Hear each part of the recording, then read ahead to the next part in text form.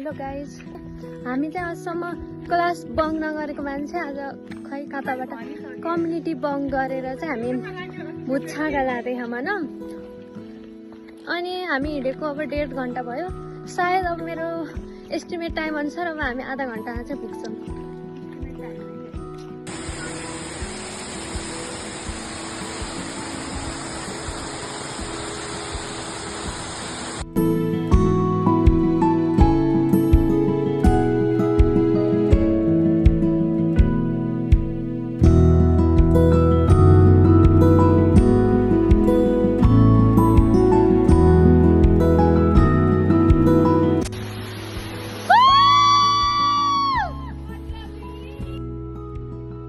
Guys यो हाम्रो natural tattoo है, यो कसरी लगाउनु म देखाउँछु।